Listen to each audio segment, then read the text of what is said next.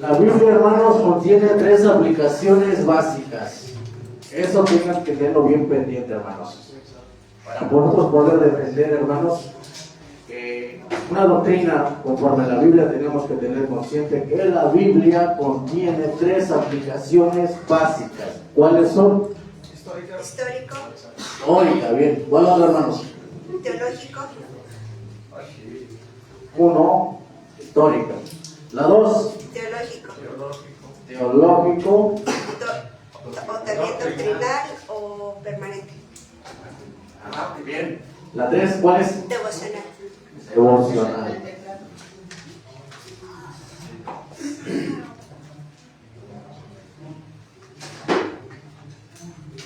Devocional, hermanos. Esto sí tiene. No se alcanza a ver bonito, pero. Eso sí tenemos que tenerlo bien presente, hermanos. Todos. Para defender una doctrina. ¿Contra quién? Contra las demás filosofías o doctrinas que se levantan.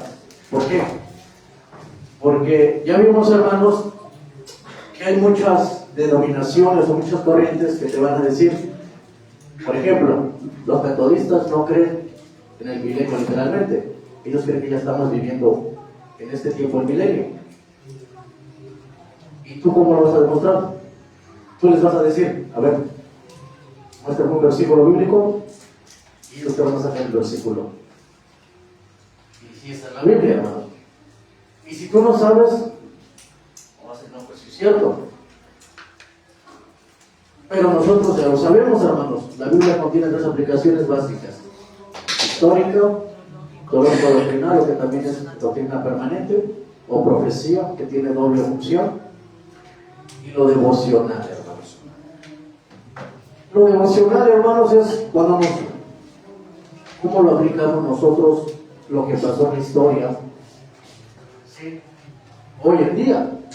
¿Cómo aplicamos una carta del Antiguo Testamento a nuestra vida? Por eso es que hay mucha confusión.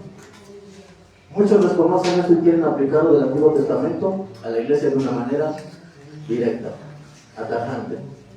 Por ejemplo, un ejemplo de ustedes, hermanos, que hacen hoy las dominaciones de la prosperidad. ¿Qué aplican del Antiguo Testamento a la iglesia atajantemente? Como si fuera para la iglesia. O del diezmo. No del diezmo, ¿qué más? La bendición, ven por tu bendición. Ajá. Lo de los profetas. La salvación. Que también, si no cumples con el diezmo, tu salvación se pierde. O si no cumples con lo que diga el pastor, estás en rebeldía. Ok, ¿qué más? El castigo, ¿no?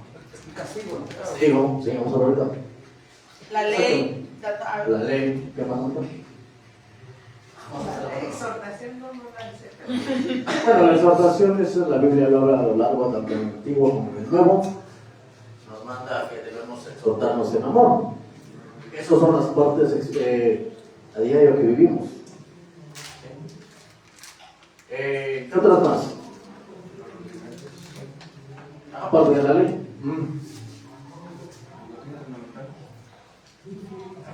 No, ni siquiera las utilizan. Ni siquiera las conocen, lo que son las más fundamentales. Porque si eso supieran, no enfatizarían en las doctrinas generales. Y eso, hermano, se aplica porque no tienen conocimiento de esto. Que la Biblia tiene 3 aplicaciones básicas, que es histórico, doctrinal, teológico doctrinal y lo devocional. Hoy lo que aplica más en toda forma es lo devocional. Tanto Antiguo y Nuevo Testamento. ¿Sí?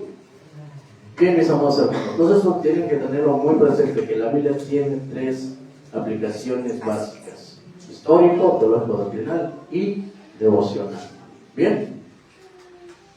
¿Está siendo claro, amados hermanos? Sí. ¿Hermano Jaime, está siendo claro? Ahí va bien. Es que como en la escuela, tengo que ver quiénes son los alumnos porque ven que hay unos más destacados. Quiero mi estrella, ¿no es cierto?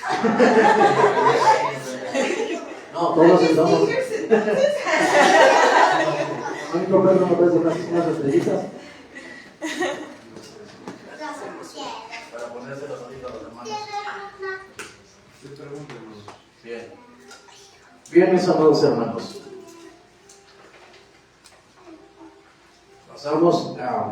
Primero vamos a pasar a ver, hermanos, lo que es lo histórico, hermanos. Bien. Bien, hermanos, en lo histórico, hermanos, ¿a qué se refiere esto? Se refiere, hermanos, al momento que la Biblia se escribió para las personas de ese momento, hermanos. ¿Sí? ¿Qué significa? ¿O qué significaba en ese momento o qué mensaje les quería dar el profeta? Ese mensaje era para ellos, en ese momento que se estaba escribiendo, en el momento de la generación de esa época. ¿Sí? Y vemos que, hermanos, era tanto para Israel, para Judá, para profetas o para el pueblo. En ese momento que específicamente Dios tenía una palabra para la generación de ese tiempo. ¿Sí? Eso se conoce, hermanos, como lo histórico, hermanos. Eso nosotros tenemos que aplicarlo hoy, hermanos. ¿Sí? Bien. Por ejemplo, hermanos, vamos a ver un ejemplo para que más me entiendan. Vamos a Joel 1. Joel.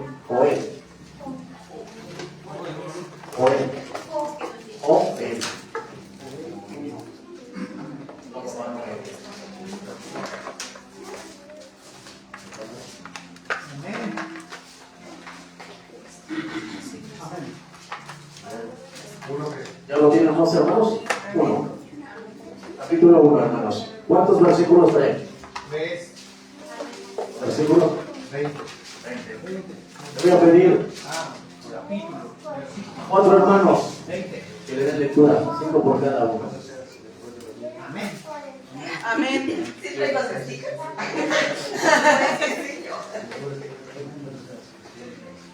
Amén. Usted primero, luego yo. Amén. ¿Quién guste, hermano? ¿Que todo lo tiene? ¿Todo lo tenemos? Es uno de los libros que no nos leemos, hermanos. Ándale, no me esa para ya sí dijo 5 personas. No, 4, no son 20. Eso significa lo que fuimos en la escuela. La palabra de Dios dice, en nombre del Padre, del Hijo y del Espíritu Santo. Dice, palabra de Jehová que vino a Joel, hijo de Petuel. Oíd esto, ancianos, y escuchad todos los moradores de la tierra. ¿Ha acontecido esto en vuestros días y en los días de vuestros padres? De esto contaréis a vuestros hijos y vuestros hijos a sus hijos y sus hijos a la otra generación. Lo que quedó de la oruga comió el saltón, y lo que quedó del saltón comió el revoltón, y la langosta comió lo que del revoltón había quedado. Despertad borrachos y llorad, gemid todos los que bebéis vino a causa del mosto, porque os he quitado de vuestra boca. Al 6, ¿verdad? Bueno, empiezo en el 6. La palabra de Dios dice: porque pueblo fuerte e innumerable subió a mi tierra, sus dientes son de león y sus muelas de león. Asoló mi vid y descortezó mi higuera, del todo la desnudó y derribó. Sus ramas quedaron blancas. Llora tú como joven vestida de silicio por el marido de su juventud. Desapareció de la casa de Jehová la ofrenda y la libación de sacerdotes. Ministros de Jehová están en duelo. El campo está asolado. Se enlutó la tierra porque el trigo fue destruido. Se secó el mosto. Se perdió el aceite.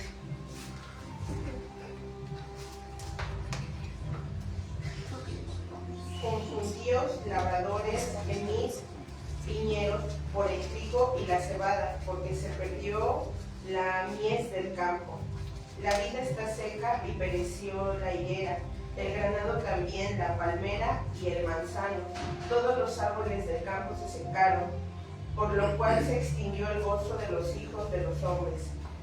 Ceños y lamentad sacerdotes, gemid ministros del altar, venid, dormid en silicio, ministros de mi Dios, porque quita quitada es de la casa de vuestro Dios la ofrenda y la libación.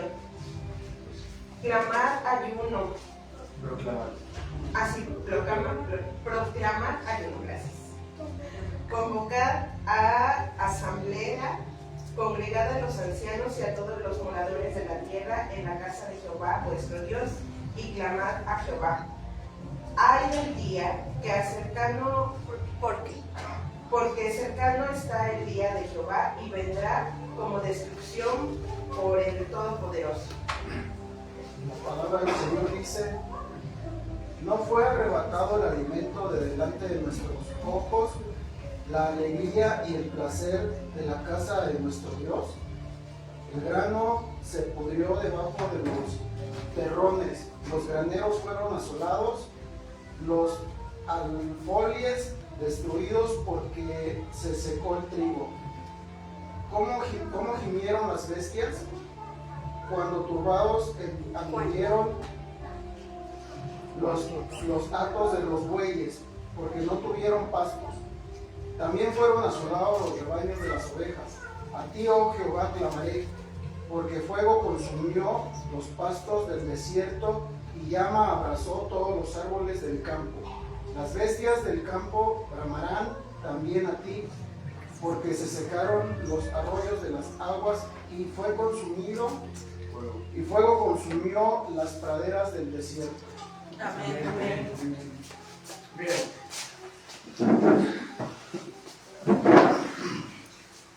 Aquí, hermanos, esto, ¿cuántos sabían que esto se cumplió en lo histórico, hermanos? Esto sí pasó, hermanos. ¿Sí? Esto, lo que narra aquí Joel, pasó, hermanos. En ese momento, en lo histórico, ya pasó. Pero muchos te podrán decir, no, bueno, es que ahí habla de los últimos tiempos, es una profecía para los últimos tiempos, en el que está en Apocalipsis capítulo 9. Vamos a Apocalipsis capítulo 9. Amén. Sí, los hermanos, ¿eh? Qué rápido. Amén. Apocalipsis.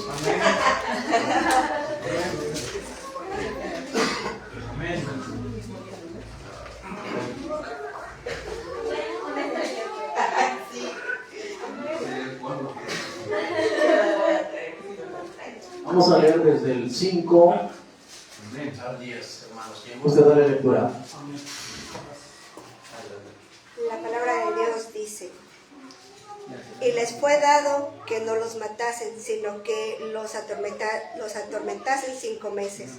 Y su tormento era como tormento de escorpión cuando hiera al hombre.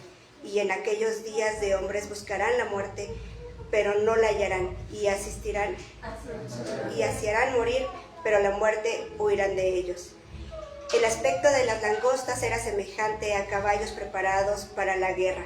En las cabezas tenían como coronas de oro, sus caras eran como caras humanas. Tenían cabello como cabello de mujer, sus dientes eran como de leones. Tenían corazas como corazas de hierro.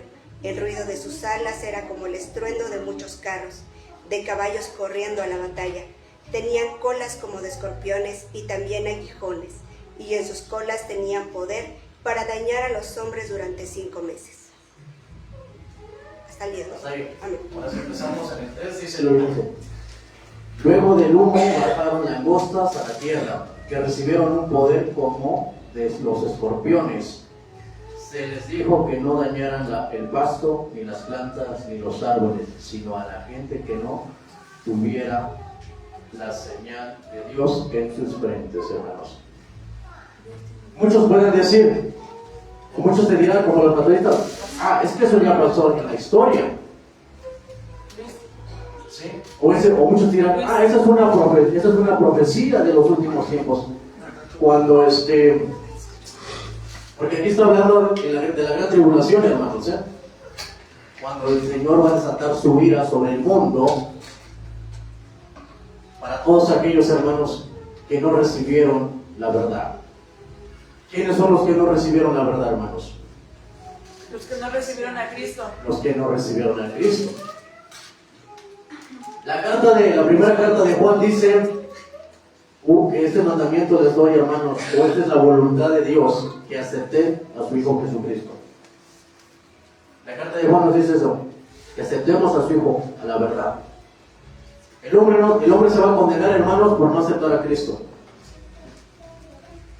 Porque la muerte tiene potestad de ellos, hermanos. Puede ser buena persona, puede ser una persona que ayuda, una persona, ¿cómo se le dice humanitariamente, humanamente? Gratitud. Bondadosa. Bondadosa, hay otra palabra. Buena persona. Buena persona. Pero eso no basta, hermanos. Por caridad. Porque la muerte tiene potestad de ti. Porque así como por el hombre entró la muerte a todo hombre, estoy hablando del desprendimiento de tu alma del cuerpo, de esta vida física. Si no tenemos a Cristo, la muerte tiene potestad de nosotros. Por eso Pablo dice, para todo aquel que tiene a Cristo, oh muerte, ¿dónde está tu victoria? Dice Pablo, porque para el que está en Cristo es como dormir. ¿Por qué dormir? Porque la muerte no tiene potestad de ti. Podemos ver un tipo y sombra con Lázaro y el rico. ¿Quién vino por el rico? ¿Los ángeles? No. ¿Quién vino por Lázaro? La Biblia, ¿qué nos dice? Para los ángeles. En cambio, Lázaro no vinieron los ángeles. Vino las tinieblas por él. Y hoy en día, hermanos, todo aquel que no tiene a Cristo en su vida, la muerte tiene potestad de esa alma. No del cuerpo, porque el cuerpo se queda por un momento ahí en la tierra. Que al final igual esos cuerpos serán resucitados. Esa alma, pues dice, el Seol entregó a sus muertos en el juicio final para ser juzgados. Así como va a haber una resurrección de la iglesia de Cristo, esos cuerpos, esas almas van a ser transformados sus cuerpos para galardones, no es para condenación, hermanos. El trono blanco y el trono de Cristo son diferentes. Porque el trono de Cristo es para juzgar nuestras obras. ¿Cuáles obras? No, ministeriales, hermanos. ¿Cómo te va a juzgar Dios si ya tienes la sangre de Dios Jesucristo? Cuando habla del tribunal de Cristo es dice que tus obras serán probadas. ¿Cuáles obras? ¿Las que nos perdonó Cristo del pecado? No.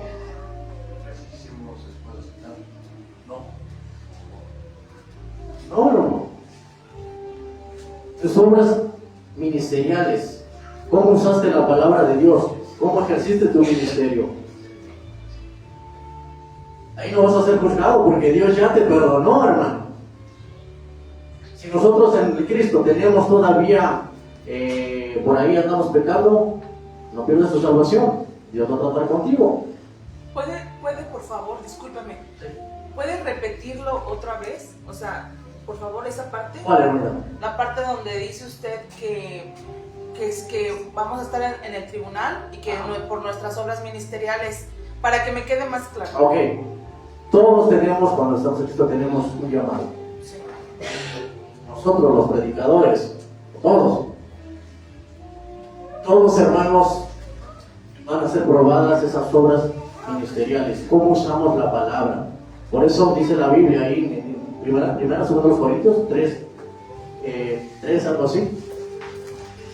Dice que nuestras obras serán probadas, ya sean de oro, plata, hojarasca o leno. Ya. Las obras de hojarasca y leno son ¿qué? No son nada. Pero las de plata y oro sí.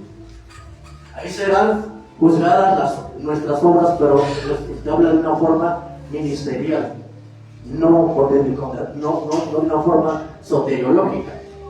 Porque eso ya cuando aceptamos a Cristo, no, hermanos. Es lo que muchos se confunden ahí. Sí. Esas obras no son las obras que nosotros hicimos, ¿sí? De tus pecados que hayas cometido por ahí, antes de Cristo y después de Cristo. Porque antes de Cristo te perdonó. La sangre de Cristo dice que nos perdona. Dice Juan, hijitos míos, no pequéis. Pero si pecaran, abogado tenemos por el Padre. ¿Quién?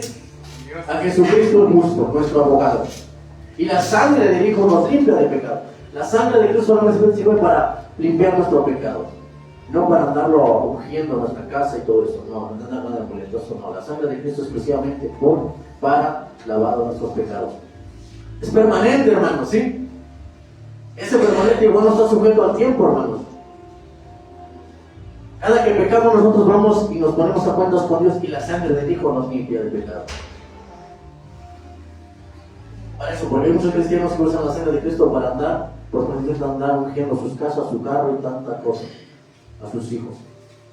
No, hermano, la sangre de Cristo solamente tiene un propósito, nos limpia de pecado. Nada más. Es permanente, hermano. ¿Sí?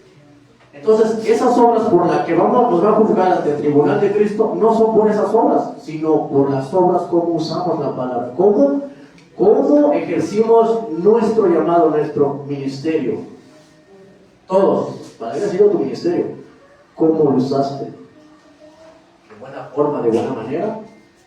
¿Por ganancias? ¿Por vanagloria? ¿Por el reconocimiento? ¿O por dar gloria a Dios? Esas obras son las que van a ser juzgadas ministerial, porque en el griego, hermanos, no está hablando, se me corta la palabra, no usa la palabra no usa la palabra, el término ahí, hablar de obras de soteriología, de la salvación eterna, no, sino de, obviamente, ministerial. Creo que yo lo vamos a ver ahora. Bien. Entonces, mis amados hermanos, volviendo aquí, ya no sé un poquito, pero quería explicar eso porque muchos confunden que en el tribunal de Cristo, hermanos, te va a juzgar de tus obras que tú hiciste, o sea, de tus malas obras. No, ahí se refiere a las obras de tu ministerio. Donde muchos, obviamente los tradicionales usan ahí para el purgatorio. El contexto nada tiene que ver con el purgatorio, sino Pablo está hablando de una forma eclesiástico-ministerial. ¿Sí, hermanos? Bien. Y es muy diferente ante tus obras del trono, ante el trono blanco. Ahí sí. Ahí, hermanos, ahí no hay salvación, hermanos. Ante el trono blanco, hermanos, es para condenación. Todos aquellos que no aceptaron la verdad. Ahí ya no hay salvación, hermanos. Ese juicio ya no es para salvación. Ese juicio es para todo aquel que ha sido condenado. Desde Adán hasta después del milenio, hermanos. Ahí ya no hay salvación, hermanos. Ese juicio ya no es para salvación. Ese juicio solamente es para puro condenado que no aceptó a Cristo. Desde Adán hasta finales del mundo. ¿Sí? Ante el tribunal de Cristo es la iglesia que recibe galardones como obró de acuerdo a su ministerio que Dios le dio. ¿Sí? Bien. Volvemos al tema, hermanos. Es fuerte, hermanos. Pero bueno, entonces muchos te dirán, hermanos, bueno, pero es que aquí está hablando de Apocalipsis, cuando obviamente el Señor manda su juicio. Sí, no. Porque primero, hermanos, lo que habla en Apocalipsis sí lo explica aquí. Esto que estamos viendo en Joel, hermanos, que pasó en la historia y que sí pasó, tiene un doctrina teológica doctrinal o permanente. La profecía que se va a cumplir, pero también se cumplió en lo histórico, hermano. Eso tienes que saber, porque cuando te digan, no, pero eso pasó en la historia. Sí, pero sabías que la Biblia tiene tres aplicaciones básicas: histórica, teológica doctrinal y devocional. Así como pasó en la historia, pero esa profecía, esa historia que pasó, Dios nos estaba diciendo que va a mandar en su juicio. ¿Sabes cómo defender? Entonces ya no te quedas, no, pues sí. Es importante que sepamos, hermanos, para no ser engañados, hermanos. Y ahí, hermanos, en el siguiente capítulo de Joel, hermanos, justamente, hermanos, donde muchos se agarran, hermanos, otro error, donde muchos, hermanos, de ahí en Joel, capítulo 2, verso 25, hermanos, ese es donde se toman los de la prosperidad, hermanos. Todos aquellos que predican el evangelio de la prosperidad, hermanos, usan mucho ese versículo, hermanos, donde dice, ¿ya lo tienen? ¿Necesito la Biblia? No. Joel 2:25. ¿Tenemos claro, hermanos? Esto Esto sí lo tenemos claro, que Joel habla de esa ahí que pasó históricamente, pasó, donde ahorita vamos a ver. Pasó esto en lo histórico, pero también tiene algo teológico doctrinal, hermanos. 2:25.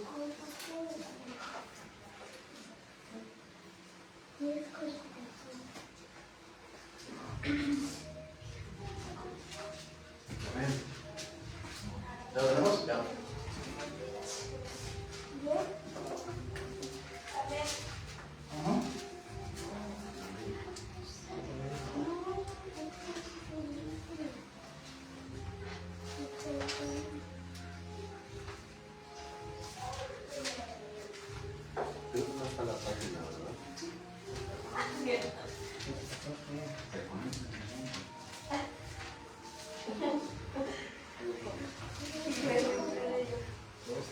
Por sus amores les van a cantar a las rosas, entonces cuando el poderoso primario.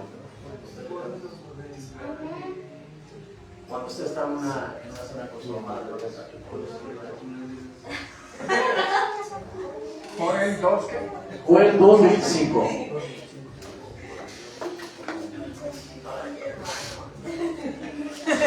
Completo su carne. ¿Verdad? Sí, es en serio. ¿Ya lo tenemos? Bien. Amén. Dice, lo voy a leer, hermanos. Dice, y os restauraré los años que se comió la oruga, el saltón y el revoltón y la langosta. Aquí, hermanos, es donde muchos de la prosperidad se toman, hermanos. ¿Y a quién se lo atribuyen esto, hermanos?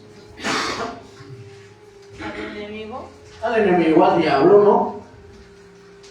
Dios te devolverá todo lo que se te fue robado. Se agarran de aquí de Joel, hermanos. Joel 2:25. Sin tener un conocimiento del contexto. Y fíjense nada más que le están diciendo diablo, le están diciendo diablo al mismo Dios. Porque ¿quién fue el que mandó esto, hermanos? Dios mismo les mandó esto para disciplina a su pueblo. Dios se los mandó. Y muchos, imagínense que no saben, le están diciendo diablo a Dios. Se agarran de esto, hermanos. Que el saltón y todo eso lo atribuyen al diablo. Y aquí si vemos toda la carta, contexto desde capítulo 1 al capítulo 2, fue Dios el que les mandó este juicio a su pueblo para disciplinarlos. Después dice, arrepiéntanse, yo les voy a restituir todo lo que yo les mandé. Es el grave error de no conocer la Biblia en su contexto, hermanos. Ustedes ya lo conocen, hermanos. Cualquiera que te saque un versículo que Dios te devolverá, permíteme, porque ahí ni fue el diablo, ahí fue Dios quien le mandó a su pueblo para disciplinarlos. Y después Dios les dijo, les devolveré todo lo que les ha quitado, lo que yo les mandé para juicio. Fíjense, claro, no cometen eso de la prosperidad, llamando, atribuirle eso a chanclas, llamando chanclas al mismo Dios. Es un gran error eso. ¿Sí, hermanos? Y muchos caen ahí, hermanos. Y muchos publican esa frase, pero qué chistoso que nada más llegan hasta la langosta. No sigan, dice, mi gran ejército que yo envié en contra de vosotros. Ajá. Eso no lo recitan. Ni lo leen completo. Fue Dios el que mandó eso. Le están diciendo diablo al mismo Dios que les mandó a hacer pueblo. Y se están agarrando de frases que nada tienen que ver con el diablo. O así que el diablo dijo, ¿yo qué?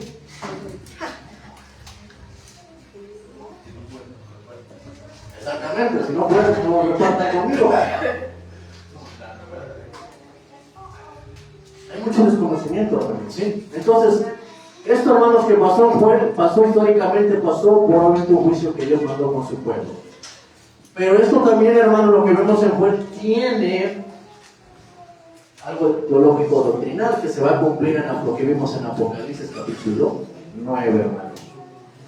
Donde Dios va a desatar estas cosas, dice que va a desatar estos ángeles más poderosos, hermanos, que están amarrados. ¿Para qué? ¿Para qué los va a soltar, hermanos?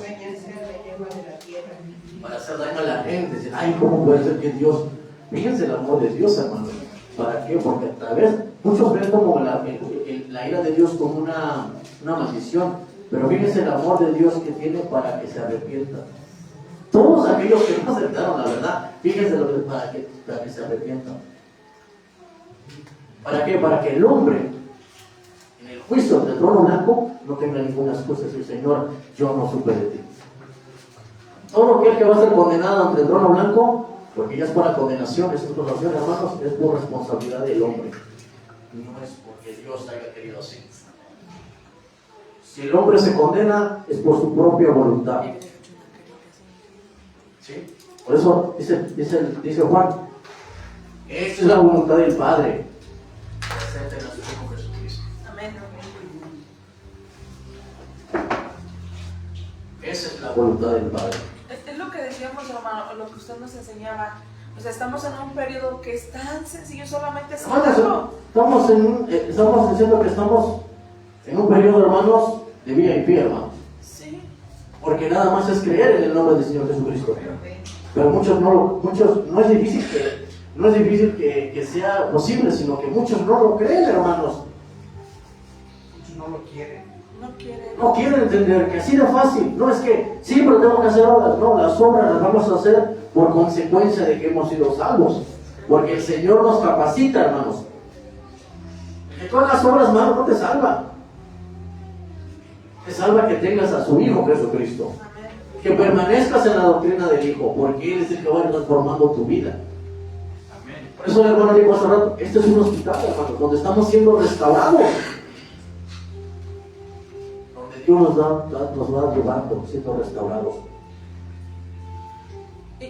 Perdona, y qué contradictorio que pensamos que, lo digo primero que pues nada por mí, porque vengo de esa enseñanza, qué contradictorio porque hacíamos obras, íbamos de rodillas a no sé dónde, nos latigábamos o cosas así que supuestamente para que se nos diera otorgado el perdón, y ya escudriñando la escritura, solo acepta, eso es todo.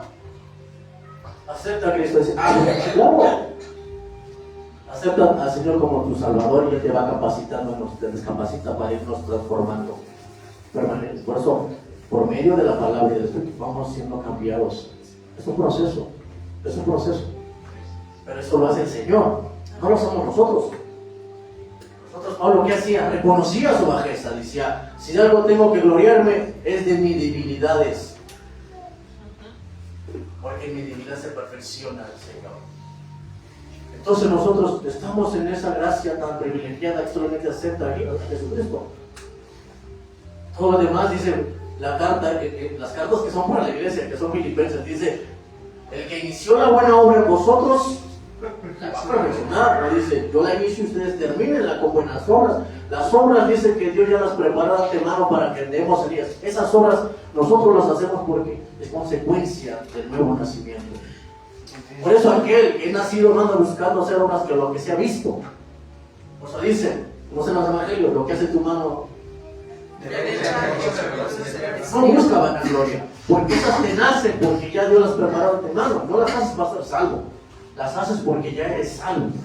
Pero esas obras no son para justificación ante el Padre, porque Romanos dice que ningún hombre por sus obras de la ley será justificado delante de Dios. Así es que no es porque yo soy bueno, me considero bueno. No. Lean todo en Romanos. Ahí empieza cuando el hombre se quiere justificar delante de Dios por sus buenas obras. Y dice Pablo, ningún hombre será justificado por sus propias obras, por meritocracia, sino por su Hijo Jesucristo. Yo no voy al cielo por ser bueno. Yo voy al cielo porque hace 2000 años murió un hombre que no me llama por mí. ¿Sí, hermanos? Ahora, entonces, hermanos, todos romanos. Nomás que tengan cuidado porque Romanos, hermano, Pablo trata con cinco grupos, hermanos. Eso ya lo tenemos más después. Bien, entonces, hermanos, aquí volviendo a lo que vemos, como muchos de esos de la prosperidad, hermanos, se toman de aquí para decirle Satanás a que te arroba, o sea, que te arroba, eso lo atribuyen a Dios, sin saber el contexto. Un error fatal, hermanos. Entonces, Vemos, hermanos, que tanto el histórico ya pasó, pero falta en lo teológico doctrinal. ¿Sí, hermano? Y de hecho, con eso de lo de que es teológico doctrinal, en Apocalipsis 9, 7 y 9, al que leímos ahorita, cita el Joel 2, del 4 al 5, cuando habla, dice que del aspecto y de cómo se los regalos, o sea, comprobado que igual es profético. Pero muchos de los metodistas van a decir, no, eso ya pasó en la historia. Sí, ya pasó en la historia, pero eso tiene un doble cumplimiento profético que va a pasar. Y eso ya lo sabemos, pero cuando no sabemos esto, hermano, pues nos quedamos de y tú le dices, a ver, muéstrame un versículo bíblico que dice, y te lo muestran, y cómo quedas. Y te convencen, y no, tienes razón. Estamos viviendo ya el milenio ahorita. Como eso tiene que ver con los metodistas, hermanos. Bien. Eso se los hermanos como histórico y teológico doctrinal, hermanos. Entonces, ¿qué podemos ver aquí, hermanos? Esta aplicación historia primero fue aplicada para Judá, ¿sí? A la luz de la escritura, hermanos. Pero vemos que esa parte histórica ya se cumplió, hermanos. Se cumplió en ese momento que fue escrita esa profecía para ese pueblo. Fue cumplida, hermanos. Pero al mismo tiempo también vemos, hermanos, que esa aplicación histórica encierra una interpretación profética. ¿Para qué, hermanos? Para decir una verdad profética, hermanos. Teológico doctrinal o doctrina permanente, hermanos. Porque esto teológico, hermanos, tiene que ver con una enseñanza permanente, profética, pero también vemos en el pasaje, en ese momento histórico, tenía una aplicación para sus lectores, para los receptores de ese tiempo, hermanos. ¿Sí?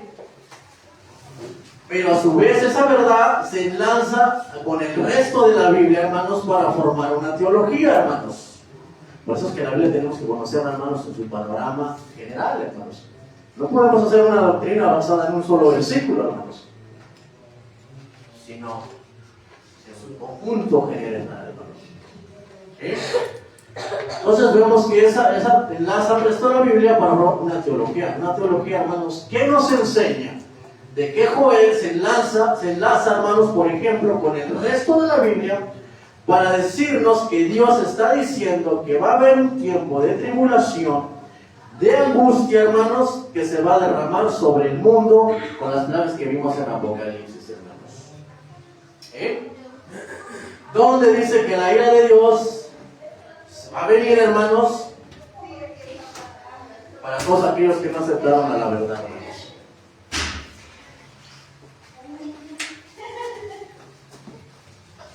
Y eso, hermanos, el Joel le llama el día de Jehová. Ahora, el día de Jehová, hermanos, también tiene que ver con varias aplicaciones, hermanos. En términos históricos se refiere al juicio que ese pueblo en ese momento vivió, ¿sí? Que recibió ese juicio de parte de Dios. En cuanto a términos históricos, cuando se refiere al tiempo de Jehová, en tiempo histórico se refiere al momento que Dios, obviamente, ejecutó su juicio en ese momento, a las personas de ese momento. Pero en cuanto al término profético, hermanos, ¿a qué cree que se refiere?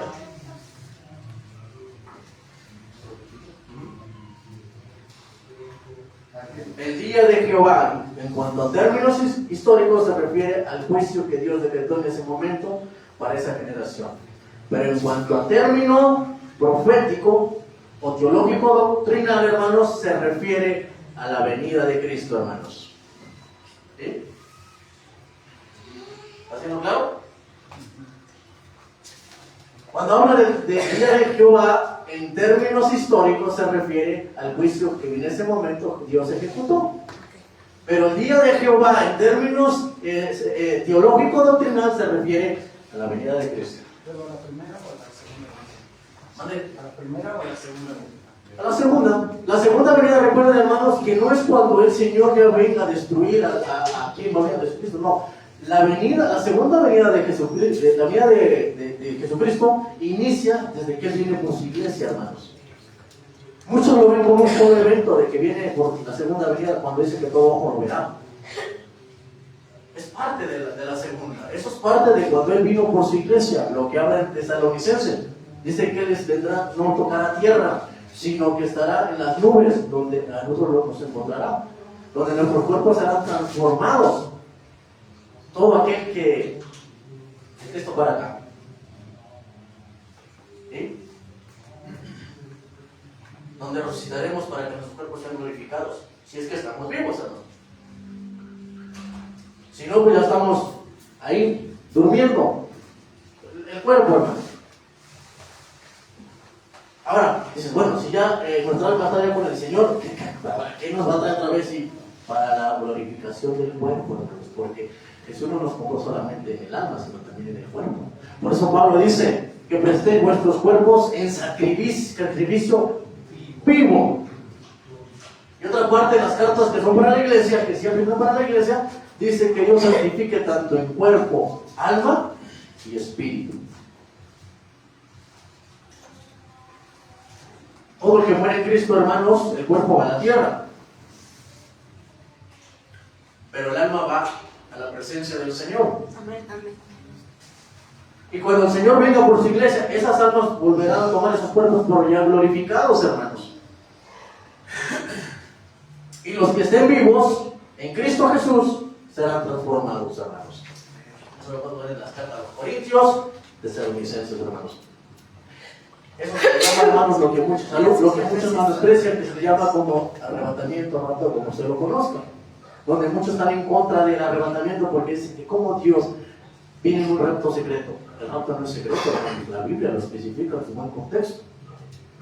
En las cartas paulinas, que son para la iglesia, hermanos. ¿Qué pasa con muchos que no entienden esto, hermanos? Ya dijimos que están como los saduceos. Cuando los saduceos, hermanos, no creían en la resurrección, intentaron asociar que se dijeron, habrá resurrección. ¿Y qué les dice el Señor Jesús? Ignoráis el poder de Dios y las Escrituras. O sea, les dijo, ustedes creen que Padre no lo puede hacer. Entonces, obviamente, el Señor, su segunda venida, inicia desde que Él viene por su iglesia, hermanos. Hasta que Él viene ya a establecer su reino cuando todo volverá. Es parte de la segunda venida, hermanos. Donde nosotros en la tribulación, ¿qué estaremos? ¿Dónde estaremos, hermanos? Los que estamos en Cristo Jesús, que hemos aceptado a Cristo Jesús, que permanecemos en su doctrina de Cristo Jesús. ¿Dónde estaremos? Con Él. ¿Con Él? Con Él. En el tribunal de Cristo, hermanos. Porque cuando aquí esté toda la ira de Dios, porque no la ira de Satanás, es la ira de Dios sobre el mundo. También podría ser, bueno, no sé, a lo mejor yo estoy confundida, en las bodas del Cordero. Ajá. Es parte de las bodas y parte del tribunal, donde estaremos recibiendo nuestros galardones. Amén. Si son galardones auténticos o chapas.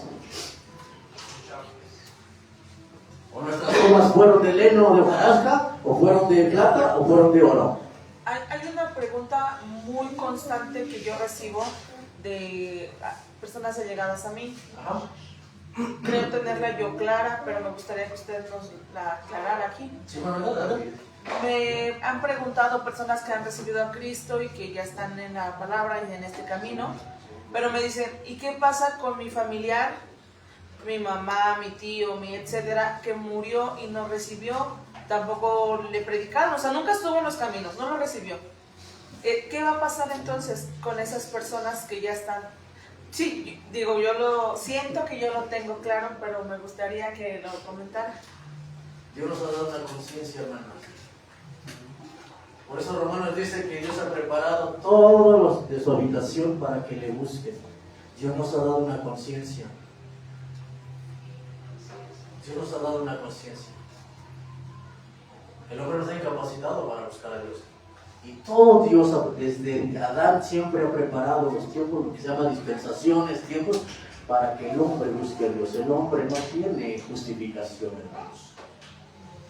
Por eso nosotros tenemos que predicar el Evangelio, hermanos. Quien lo acepte, gloria a Dios. Quien no lo acepte, hermanos, se oye feo, hermanos. Pero la salvación es personal, hermanos. Jesús cuando vino a este mundo, hermanos, les pregunto, y díganme si estoy mal. ¿A quién obligó, hermanos? A nadie. A nadie lo obligó. Jesús expuso su palabra. Muchos la aceptaron. Muchos no lo aceptaron.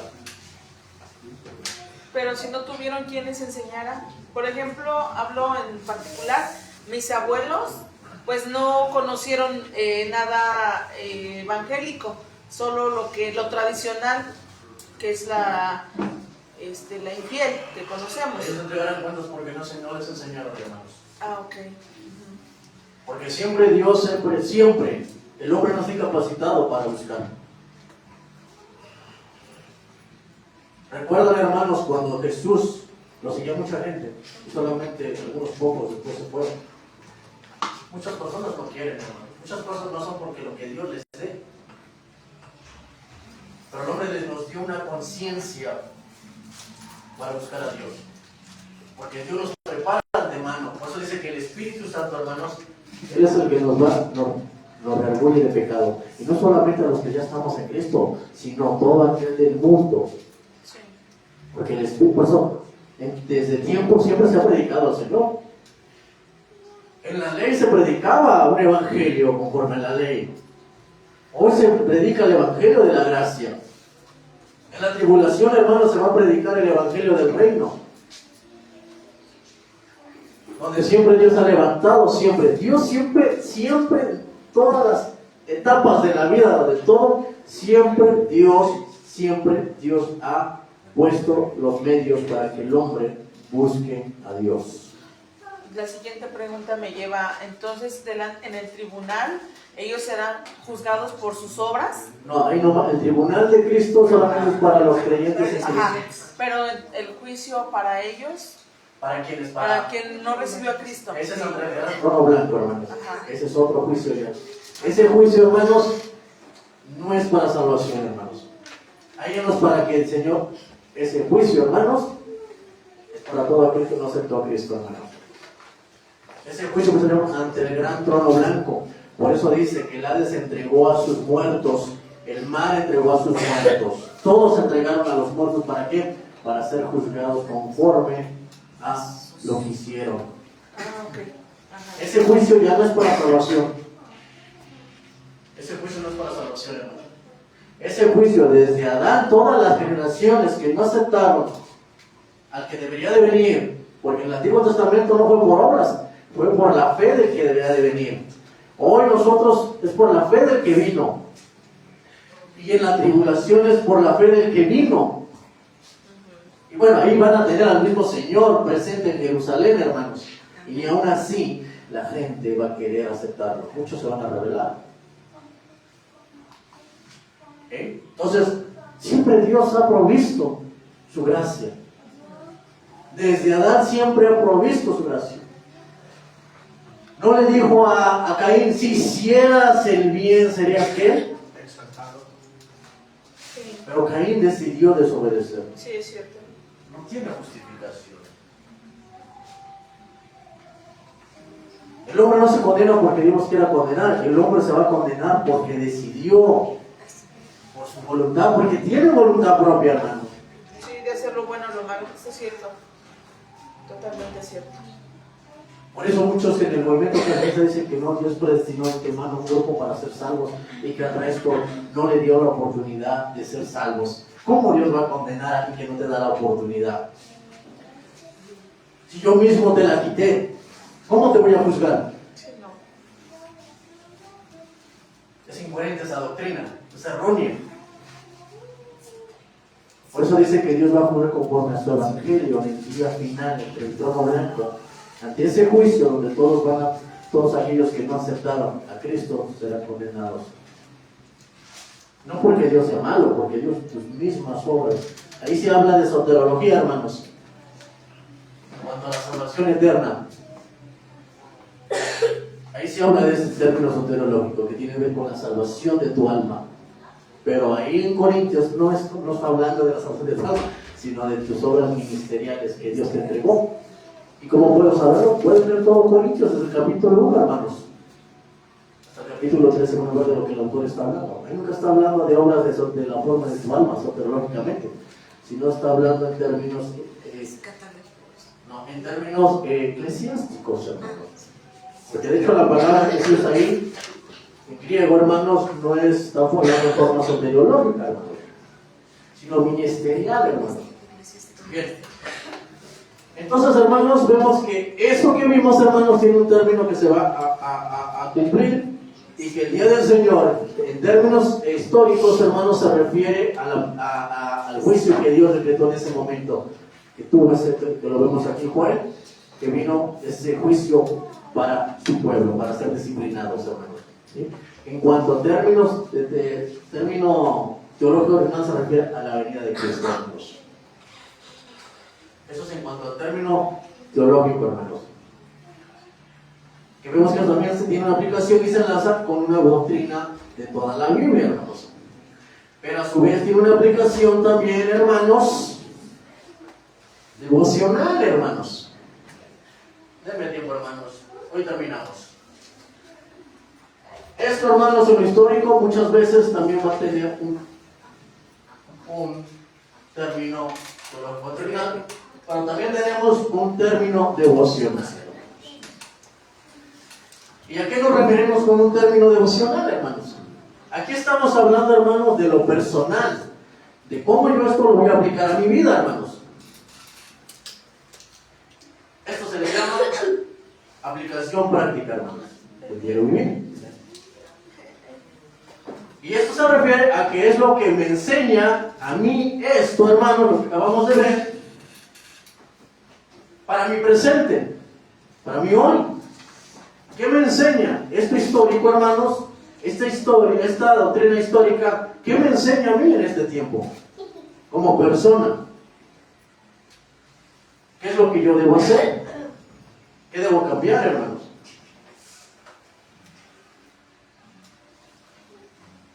Pero ¿qué es lo que vemos hoy en las iglesias, hermanos? En la verdad, ¿qué enseñan? ¿Lo histórico? Emocional. O devocional. Teológico doctrinal, más o menos. Histórico, nada, hermanos. Es más devocional. Lo devocional, hermanos, porque dije lo histórico, lo doctrinal, nada, hermanos. Nada, hermanos.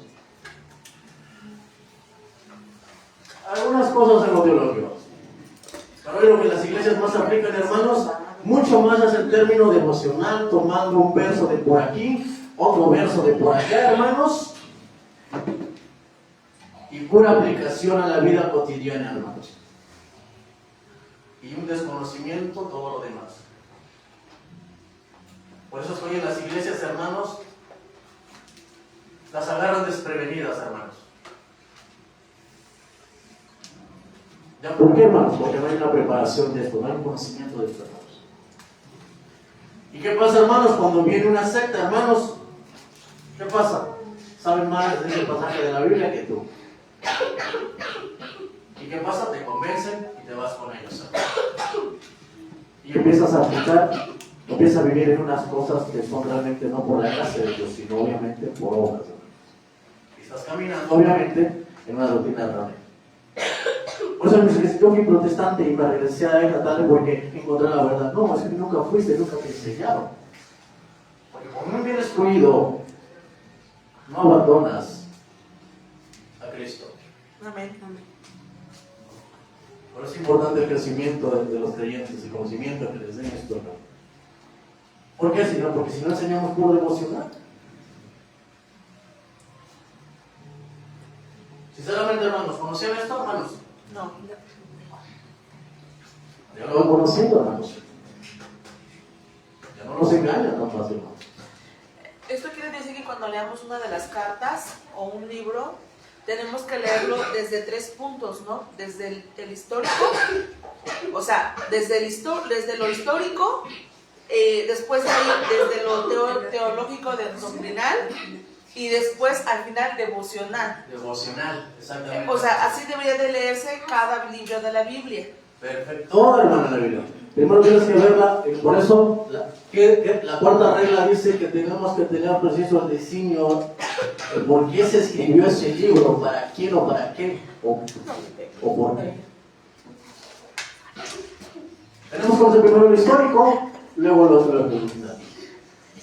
Sobre eso ya entonces podremos aplicar nosotros lo devocional a nuestra vida. Es que tiene razón, porque a la hora que alguien nos hable de lo devocional, nosotros tenemos histórico y teológico y podemos adoctrinar incluso a la persona, no por entrar en un debate o por ganarle, sino para poderle instruir de una manera correcta. Y yo creo que es ahí donde también nos dice que nuestro Señor va a juzgar nuestras obras. O sea, ¿qué tanto? O sea, ¿también te estás dejando llevar por lo devocional, por la emoción? ¿O también estás estudiando lo histórico y lo teológico para poder adoctrinar correctamente a una persona? Claro, hermanos. Por eso son necesarios los votos en las congregaciones. Yo voy a entregar cuentas de cómo enseñé. Sí, así es. Pero ustedes también eran más personas su crecimiento. Hoy bien todo lo tenemos a la mano, hermanos. Como dije, no tienes que tener mucho dinero, tienes que ser erudito para esto. Porque hoy lo tenemos todo, hermanos. Sí. Se les tiene que dar un histórico. ¿Sí? Por eso es de suma importancia, hermanos, que ustedes, hermanos, estudien la Biblia de esta forma, de conocer la Escritura en sus tres aplicaciones básicas: histórico, teológico doctrinal y devocional. Amén. Para cuando se trate de presentar defensa a favor de la fe, hermano, pues usted esté bien preparado. A usted le van a decir, no, señor pastor, pues sí, espérame. Pero ¿sabías que esto tiene algo teológico doctrinal?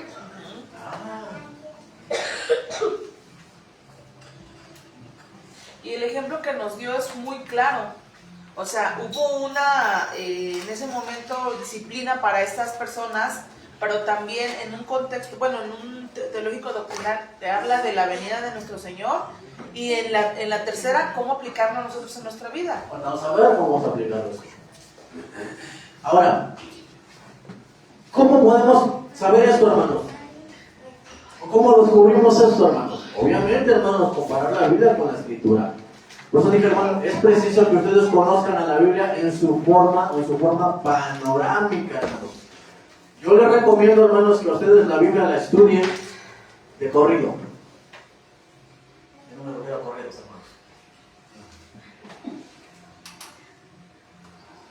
Su forma de corrido, hermanos. ¿Qué quiero decir con eso? ¿A qué me refiero, hermanos? ¿Me van a Milito? Que no lo dividamos por capítulos, Sino que se lea completa.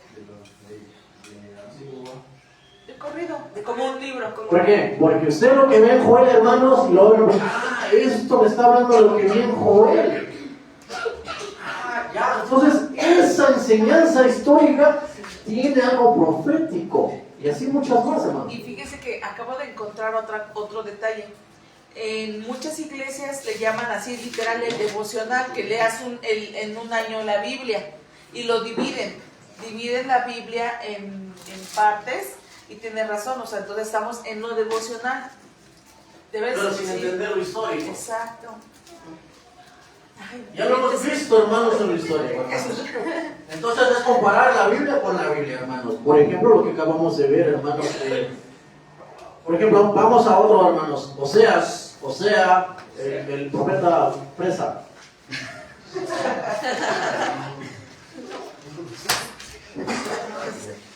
O sea, 11:1. ¿Ya ves de dónde vienen los presas? De ahí, de ese profeta. 11:1. estamos ahí. 11:1. Osea 11:1. Amén. Amén. De esta lectura, mi amado hermano Javi, con esa voz fuerte que Dios te ha dado, varonil. Siéntate ya.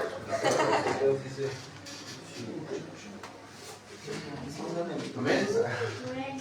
Cuando Israel era joven, yo lo amaba y llamé a mi hijo para sacarlo de Egipto.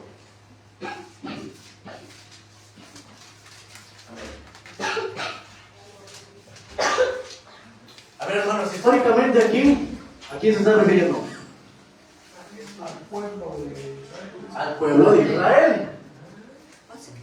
históricamente. Solo 11:1. ¿Sí? ¿Se está refiriendo a Israel, hermanos? ¿Sí?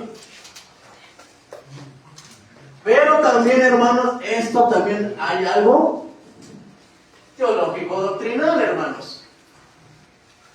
¿Sí?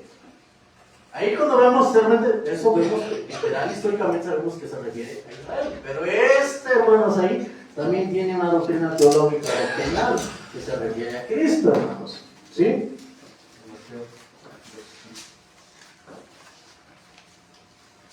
Esto también se aplica a Cristo. ¿Y quién es que lo está aplicando ahí, hermanos? ¿Quién es el que está diciendo eso? Dios.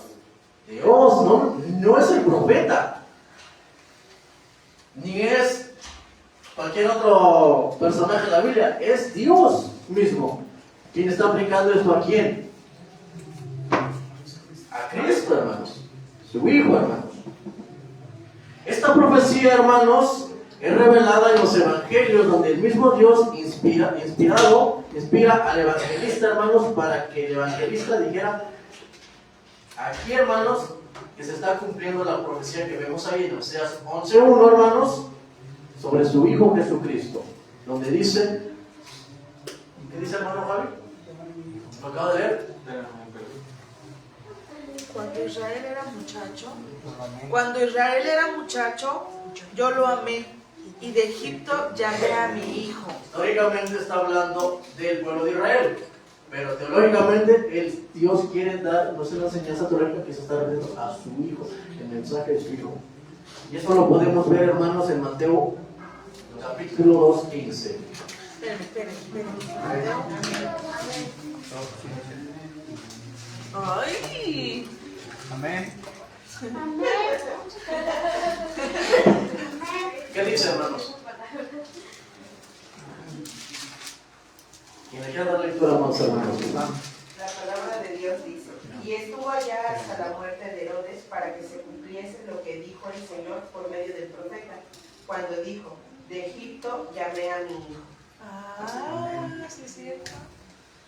Y muchos dicen, no, es que esto se refiere a Israel. Sí, históricamente sí, pero teológicamente, ¿no? Dios nos estaba queriendo dar una enseñanza de su Hijo. Lo que se le conoce, obviamente, como la profecía, hermanos. ¿Sí? Cuando Dios dice era joven y de Israel, a mí se refiere, obviamente en ese histórico se refiere a Israel, pero en cuanto a los griegos se estaba refiriendo, ahí en ese mensaje que nosotros damos de Jesucristo, que se iba a cumplir también. Entonces, cuando alguien te diga, no sé, eso se cumplió en el... porque eso tiene doble, teológico, doctrinal o doctrina permanente, hermanos. ¿Sí? Y esto, hermanos, se conoce, os podemos saberlo comparando la Biblia con la Biblia, hermanos. Por eso es una importancia que ustedes lean la Biblia en su panorama general, hermanos. No tomen en cuenta capítulos y versículos, porque eso nos ayuda para encontrar primero, pero eso en lugar de haber venido a ser una ayuda, a veces vino a ser contradictorio, hermanos. ¿Sí? No, y más si usted transcribe la Biblia o cada carta, va a entender mejor el mensaje del autor, hermanos. Usted se va a identificar con la Biblia, va a decir, wow, eso está hablando. Porque a veces esa separación entre versículos y capítulos, por eso también se han formado malas doctrinas, hermanos. ¿Sí? Y eso ha venido a ser en contrapié de que formen muchos falsas doctrinas, hermanos. ¿Bien? Bueno, ya se apagó esto, ¿no?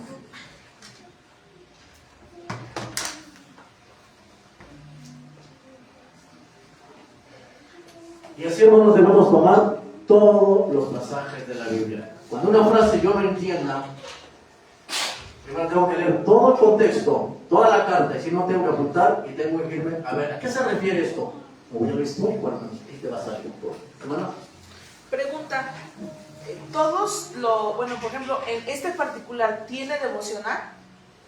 ¿Sí? Vamos a ver. Ay, perdóneme. Ya, con eso concluimos con la devocional. Que te voy a pedir lo que quiero que entendieran esto, hermanos. Porque lo devocional, hermanos, pues, la mayoría de la iglesia no lo aplica, hermanos. Y a veces queremos aplicar todo esto en puro devocional, hermanos. Y es ahí donde entramos en confusión, entramos en dilemas. ¿Sí? Hermanos, lo personal lo vamos a aplicar de forma correcta, hermanos, cuando entendamos primero los dos primeros, hermanos. ¿Sí? Los dos términos primeros. Entonces sí podremos aplicar bien, hermanos, lo devocional. Entonces, ¿cuál sería, hermanos, la forma correcta de aplicar Joel, lo que vamos a ver en Joel, a mi vida? ¿De qué forma yo lo aplico? ¿Cómo lo aplico yo a mi vida? ¿Cómo lo aplicaría, hermanos? ¿Cuál sería la forma correcta de aplicarlo acá vimos en Joel?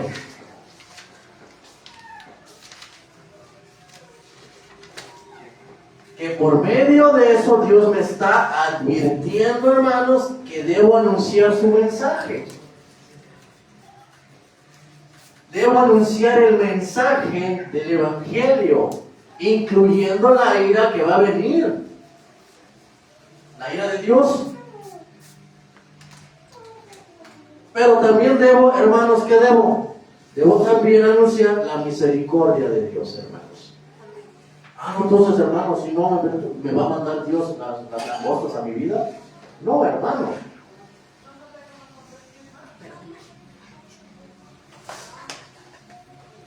Ahora, ¿cómo debo de aplicar lo de donde Israel llamé a mi hijo y se cumplió Jesús?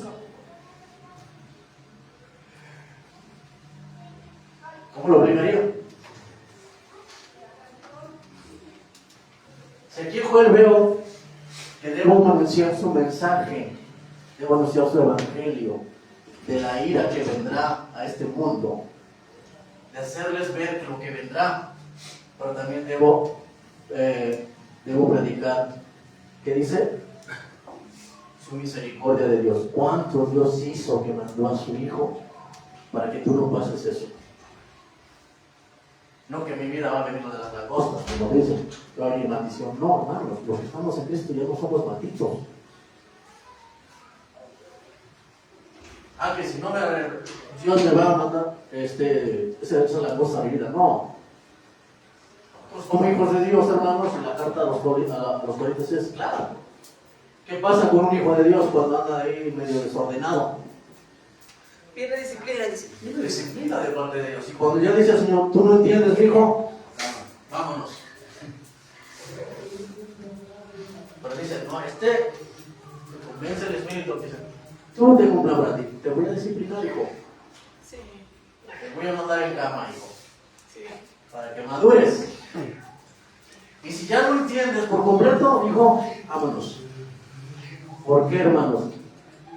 Para que su alma se pierda. No le costaste 50, 1 millón, 3 millones, 5 millones de todo el dinero del mundo, ¿tú le vas a poner? No. Le costaste la sangre de su hijo, hermanos. Y eso, hermanos, no hay dinero ni oro que pague eso. Amén. ¿Sí?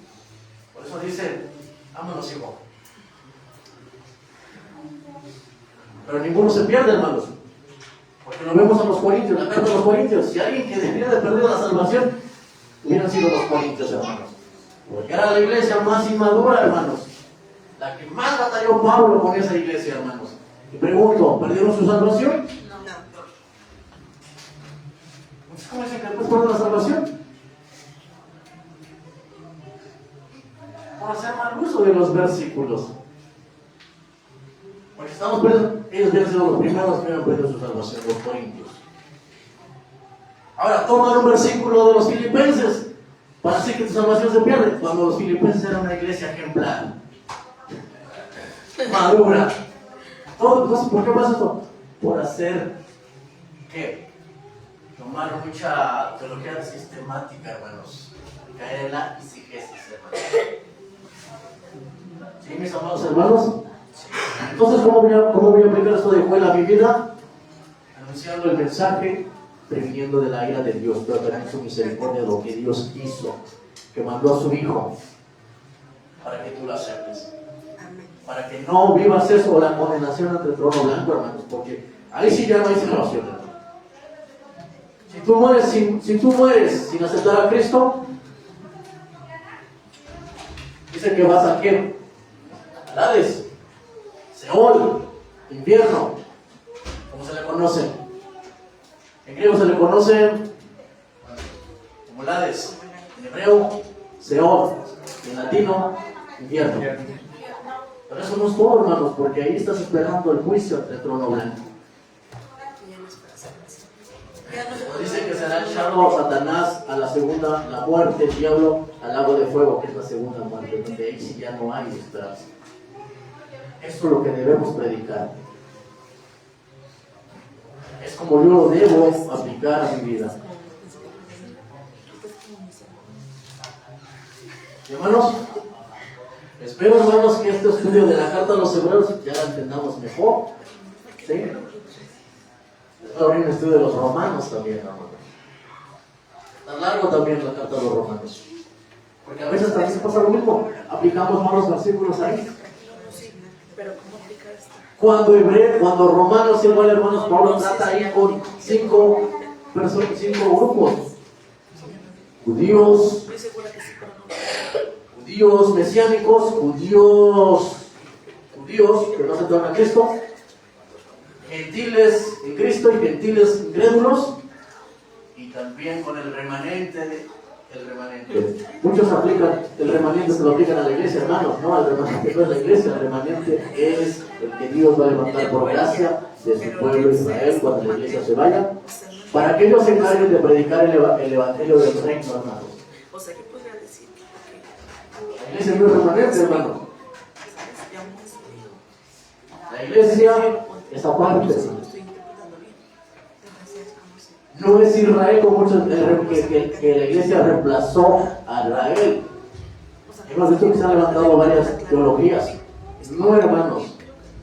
Ahora sí que dicen, la iglesia es harina de otro costal. La iglesia es por gracia. Y la iglesia, su promesa no es heredar la tierra, hermanos, como los judíos, sino la iglesia va a heredar ¿qué? Con Cristo Jesús, hermanos. Una pregunta. En Oseas, ¿cómo aplico el término devocional? O sea, ¿Cómo lo aplicaría, hermano? Mire, la verdad es mi duda. Además que como yo pregunté mucho. Perdónenme, por favor. La verdad es mi duda. Es que yo quiero saber cómo aplicarlo. Creo que tener una idea, pero dice, de Egipto llamé a mi hijo. Y también en Mateo nos hace la misma referencia. ¿Cómo lo aplico en devocional? O sea, quiero tenerlo como claro. ¿Cómo creen ustedes, hermano? El amor, ¿no? El amor, hermano. Es que es todo el contexto, pero es del ¿cómo se llama? Del libro, o sea. El amor que él nos tuvo para llamar a su hijo, o para darlo, para entregar a su hijo. ¿Sí? El amor tan profundo que tiene hacia nosotros que entregó a su hijo. Llamó a su hijo para salvación de nuestro. Ay, gracias, hermano. No te digo nada, tú cercas. Eso dice, hermanos, ustedes conociendo bien esto, hermanos, conociendo esto, hermanos, y de acuerdo al contexto, ustedes van a saber aplicar bien lo devocional, hermanos. Ok, sí, hermano, muchas gracias. ¿Qué pasa? Muchos queremos aplicar el Nuevo Testamento a la gente de la iglesia. Eso es un grave error, hermano. Bueno, mis amados hermanos, hasta aquí concluyo con este tema de la carta a los hebreos. Espero que haya sido de mucha bendición, hermanos, y crecimiento para sus vidas.